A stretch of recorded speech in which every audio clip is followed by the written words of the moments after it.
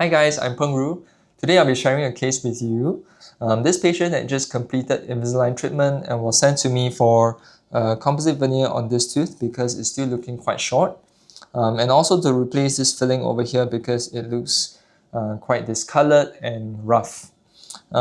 So through a series of photos, I just wanted to share with you my thought process when I think of treatment for a patient like this, whether there are more things that we can actually do to improve the aesthetics of the teeth.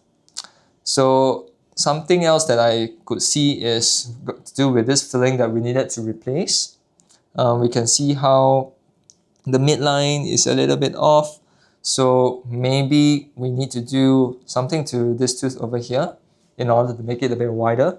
Also, the gum levels are not very symmetrical throughout. So this tooth, the gum level is a bit lower. I'm trying to think of a way to kind of improve this. This tooth over here does look pretty deficient at these areas over here. So perhaps we could do something about it as well to make it look a bit better. Alright, so moving on to the lower front teeth, we can see that the edges over here are not very even.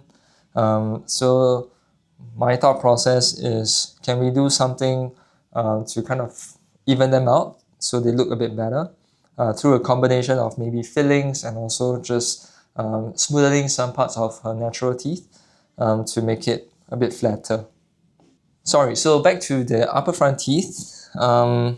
We've got a leaking filling over here that needs replacement as well.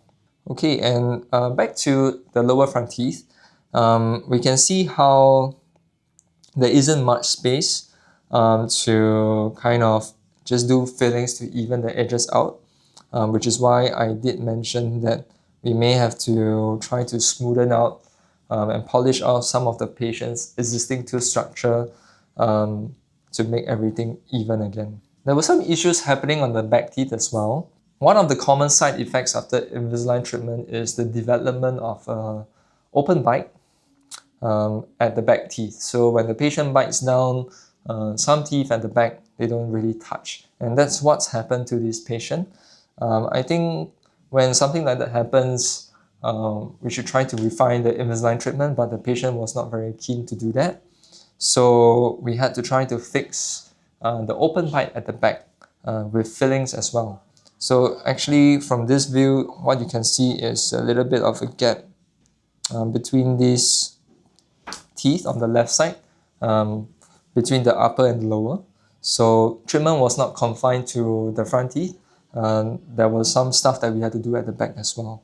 To close the open bite, obviously we had to add some material to the teeth. So how do we decide in a case like that whether we should do it to the upper teeth or the lower teeth? So you can see here on the upper teeth that they are actually fairly intact. There are some existing fillings with some erosion cavities, say around these areas over here. They are quite minor, not very big, not very deep. So these erosion cavities happen because the patient likes to take sparkling water. Moving on to a photo on the lower, you can see the difference between the lower and the upper back teeth. You can see how the lower back teeth are a lot more worn down because of the erosion that's happened.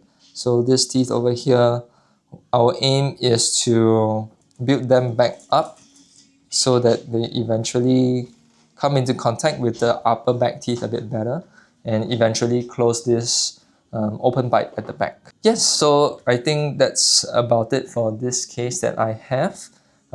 We went through a series of visits, firstly starting at the lower back teeth. We built this teeth back up with composite resin so that we could close the open bite, and then we proceeded to work on the front teeth to make them look a bit better. We evened out the edges of the lower front teeth and also did 4 composite veneers on this patient's upper incisors to correct the shape, the size, the height, the color, so she could have nice looking teeth after Invisalign treatment. Yeah, that's all. Thank you.